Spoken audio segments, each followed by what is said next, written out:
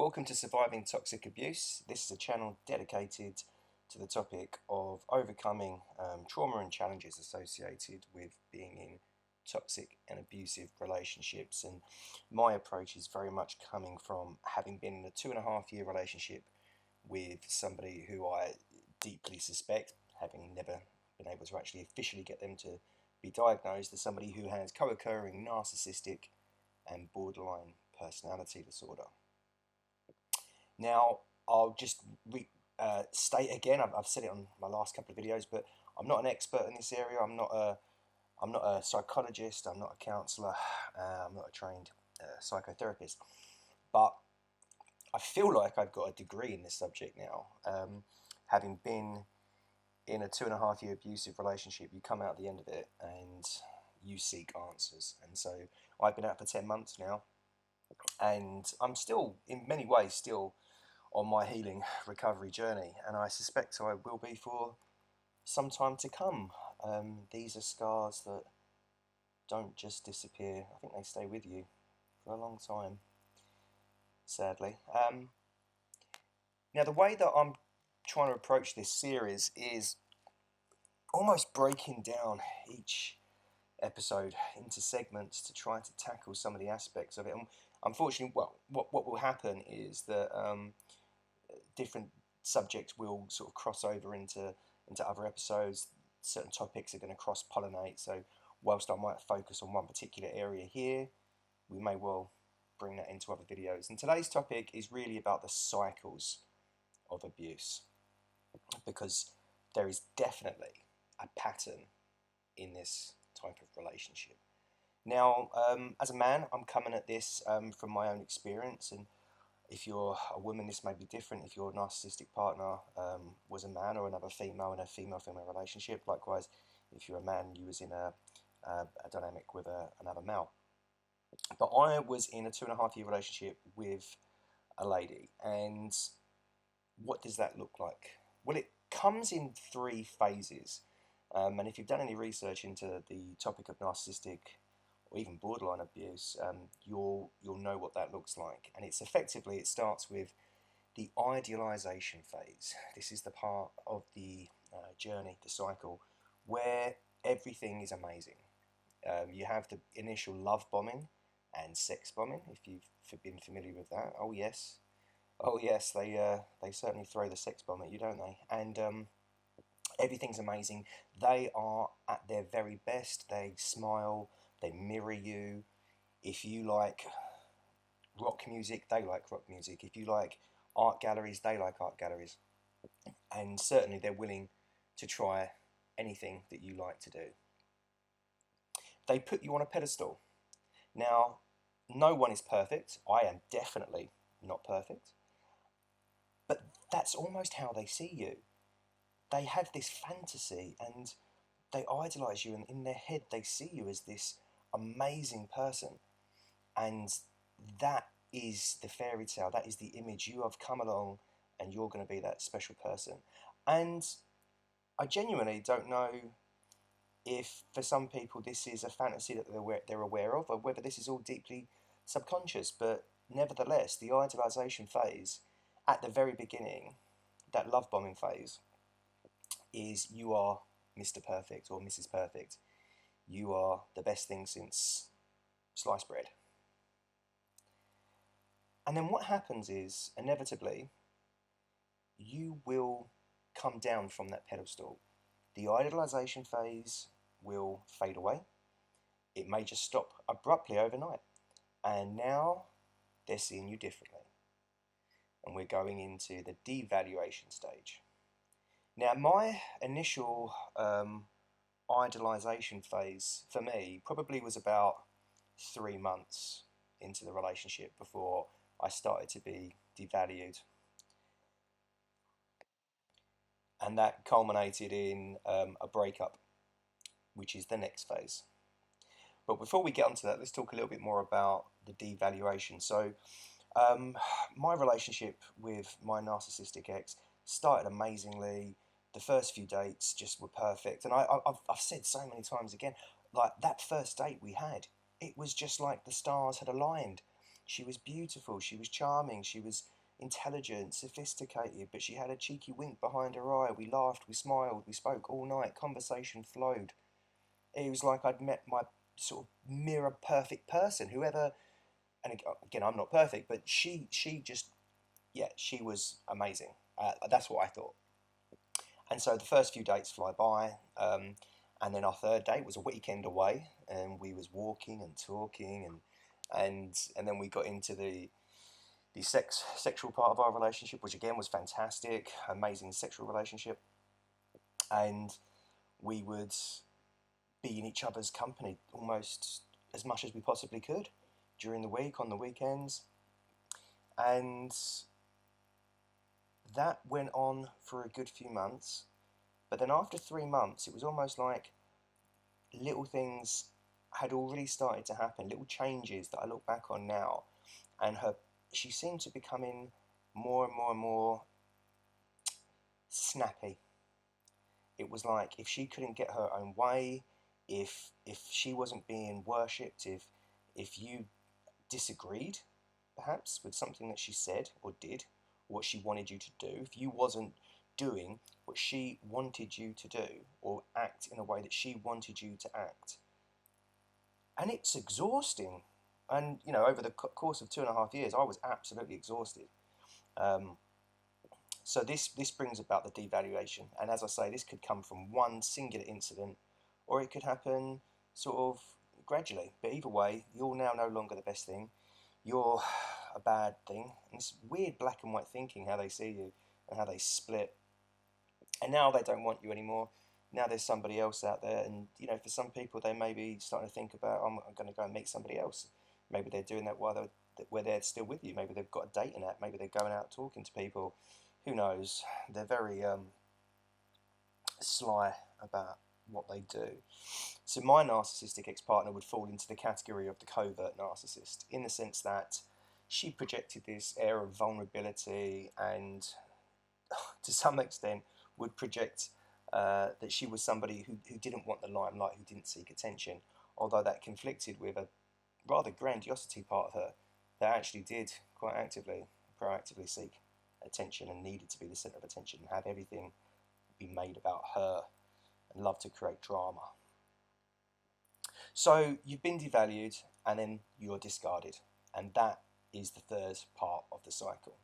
So the discard could come out the blue, it could come at the end of a night when you've had a few arguments. For me, the first one was New Year's Eve 2020 going into 2021, so it's now technically it's the 1st of January 2021, and we'd got back from some friend's house and we'd had a perfectly lovely evening, but there was clearly some tension with her. I didn't know what was wrong. I mean, nothing had happened. We had a good night as far as I was concerned. And then we get back to my house because she was living here with me, and yeah, she just stormed off up the stairs, started shouting about something or other, and then she said, "That's it, I'm done." And I'm like, what on earth is going on? And she got her stuff, packed up, and went back to her parents' house. So, I mean, my ex-partner, so she was nearly 40 by the time I met her, and she was divorced. So she said that her past relationship was abusive, that after that she was involved with a married man, and that she was his dirty little secret. And I really tried to love her and protect her and make her feel special, but she was so emotionally volatile, it became unbearable. And this wasn't the person who I met for the first 3 months, but this is the person that she started to become. They say about letting the mask slip, and we'll definitely talk about that in greater detail. Now, the interesting thing is, the very next day, as far as she was concerned, she didn't mean it. She was upset, she had a few drinks, and certainly after a few drinks, she would definitely change, or perhaps we'd see the real version of her.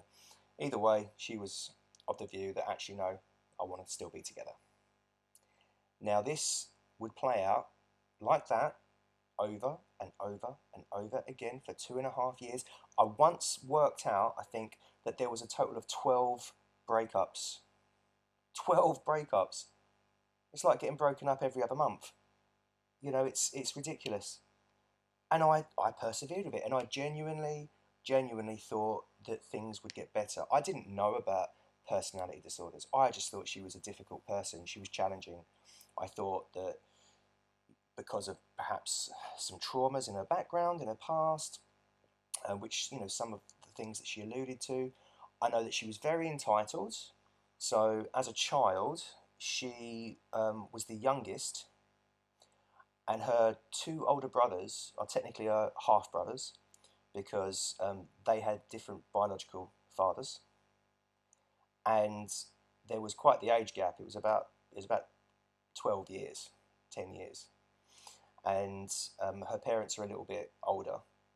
And she'd said to me, like, I effectively was raised as a child, as this golden child, and I was effectively I was like an adult, being raised as an adult with adults, used to hang out with adults, the only girl. There was definitely some entitlement there, and I don't know where this defense mechanism that is narcissistic personality disorder started to emerge, but it's a conundrum.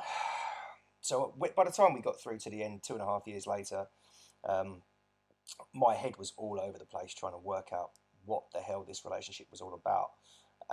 By now, I'm trauma bonded.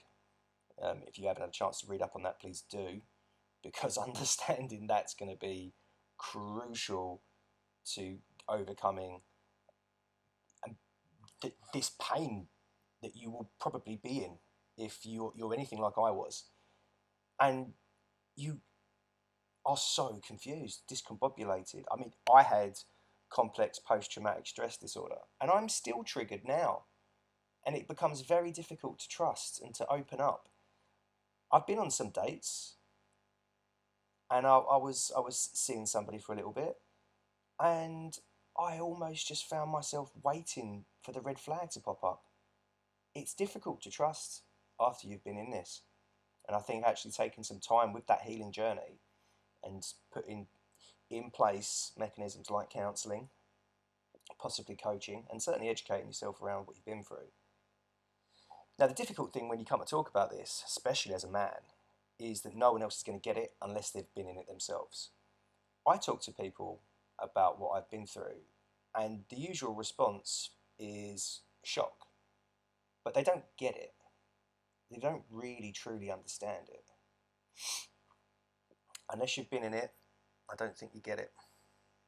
So my cycles of abuse in this relationship happened for 2.5 years, and the different phases could almost happen over a weekend or even a day.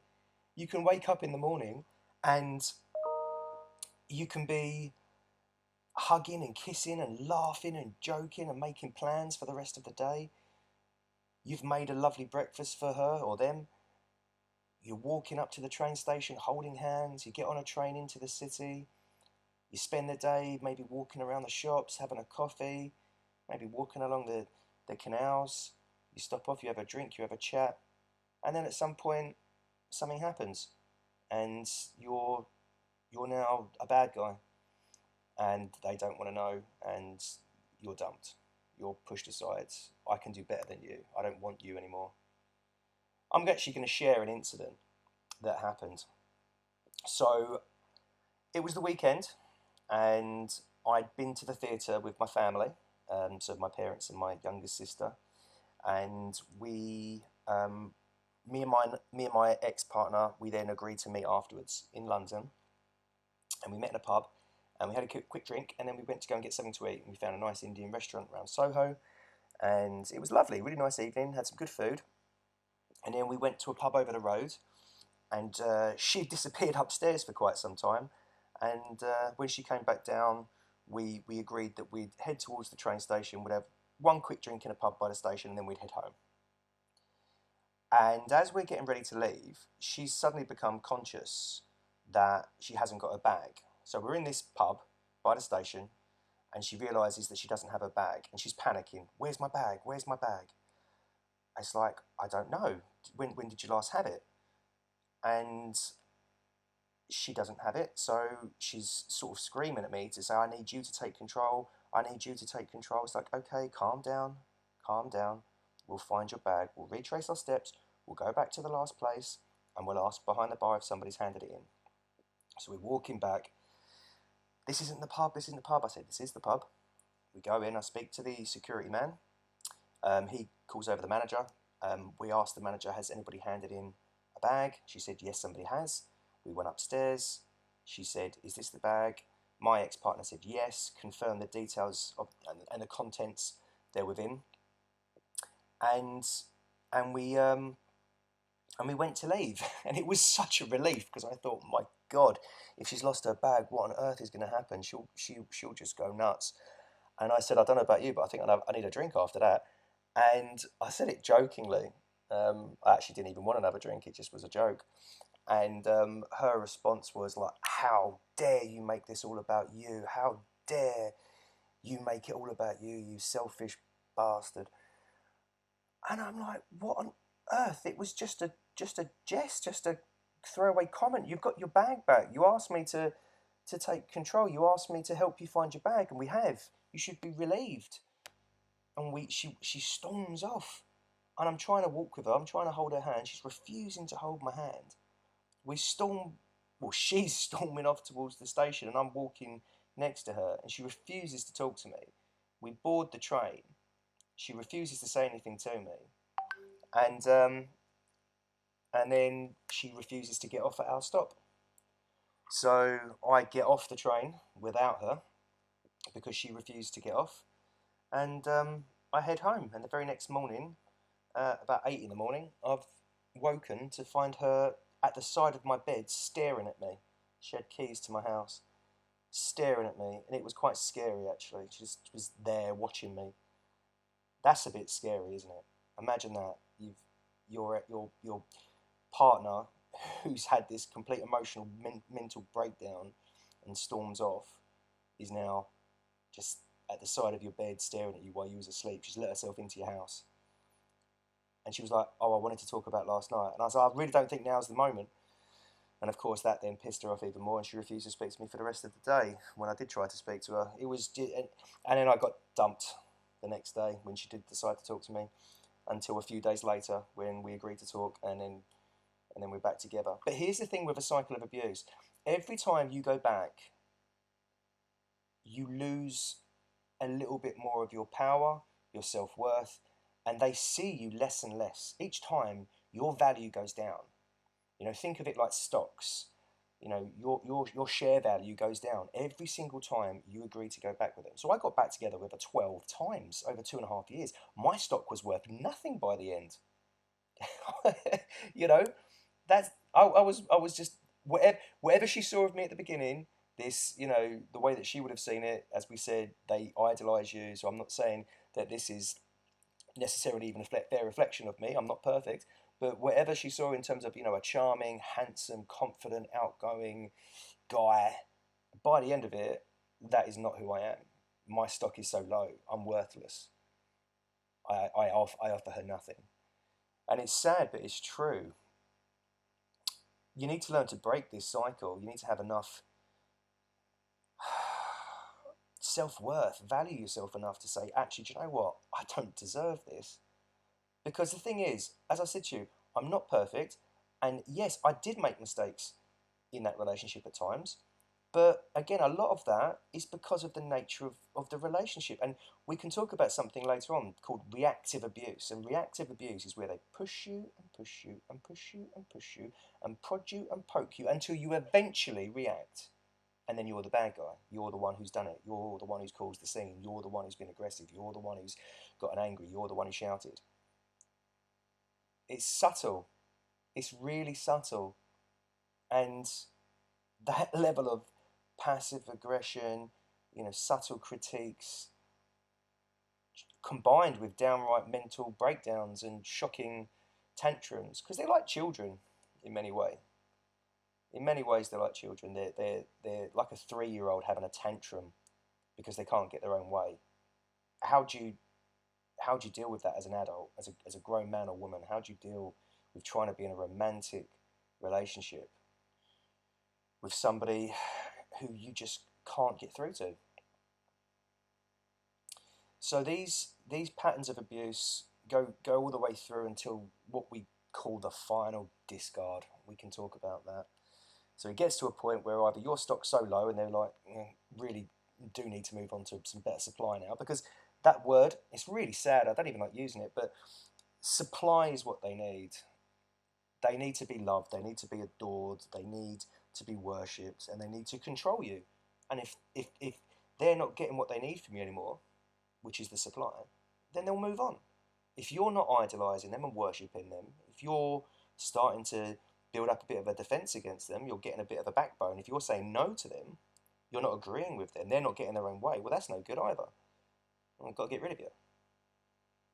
I'm going to discard you. I'm going to devalue you, and I'm going to discard you. I'm going to move on. And the final discard is when it is final. Now, as I say, I had this cycle for 2.5 years, and when it finally culminated at the start of January 2023, that is effectively the end of it now, for me at least. I hope, God, I hope I've got the strength to just tell her to piss off if she ever did try to contact me back again. Can you imagine? I think most of my friends and family would disown me, to be honest, and I'd have to be an absolute lunatic to go back into it. The cognitive dissonance around it is a tough one, I think, especially in the first year, the first few months in particular, and even after that, actually, because you have this romanticized thinking. You look through rose-tinted glasses back at the relationship, and you tend to sort of remember all the good times and forget about all the bad times. You'll think of that one day where you had a beautiful walk up to the top of the hill, and you sat on the hilltop and you admired the view, and you kissed and you smiled. And then you'll forget about the fact that she had a complete and utter mental breakdown 5 minutes later and tried to push you down the hill. Now, I'm not saying that actually happened to me, but that's the example, that's an analogy. You know, in one day you can have this romanticized, you can look back at this one day where you had the whole value, devalue, discard, and you just think of the value part. You just think of that part where everything was nice. You know, it creates a bit of a blur. There's a word around it, actually. I can't remember what it's called. Our relationship come to an end in the end because a lot of things happen in quite short succession. And I knew that it was done now. There was my birthday's in December, at the start of December. So she broke up with me over the phone, drunk, whilst having just got back from some Christmas drinks with work colleagues. Well, she did. I wasn't. I was on the sofa just chilling out. We had a phone call, and she was drunk, and she was screaming and shouting at me down the phone. And she broke up with me over the phone. Of course, we're back together a few days later, and we're going to a boxing fight in London together, which she bought tickets for my birthday for. And then we're going away to Copenhagen with my daughter for the weekend, and she has a strop every night and refuses to sleep in the same bed as me, so I'm going into the other room with my daughter to sleep in a bed next to my daughter. And she never once thanked me for that trip, even though I paid for everything and organised everything. Oh God, I can talk about some of the things that she did. And then Christmas was spent all day with her family. That was fine. I volunteered it. So I hardly saw my own family, but I was with her family the whole day. And when we left, so we were there for like 9 hours or something, having dinner and then drinks and games. When we eventually left at 11 o'clock to go back to my house because my daughter was tired, she was really pissed off that we had to leave, that I suggested at 10:30 that maybe we think about starting to make a move, and refused to speak to me for the rest of the evening on Christmas Day. Didn't see me or spend any time with me on Boxing Day. Decided to break up with me the day before New Year's Eve, when she just out of nowhere started crying, saying that she's so unhappy and it's all my fault. And then after 2 hours of conversation, we're back together, and the next day it's New Year's Eve, and we're smiling for the camera. We're out with all my family, and anyone would look at us and think that no one would have ever guessed that what had happened the night before had happened. We went into the new year, and she was really controlling about the fact that me and my daughter had bought a dog, and she wanted to rename the dog. She wasn't happy with the name. She insisted that she had to be involved with the first walk, even at the detriment of my daughter being on it. And she'd asked me to buy her tickets to feed meerkats in a petting zoo, which I did. But the stipulation was that we had to do it on a day that my daughter couldn't be there. And I said, well, why is that?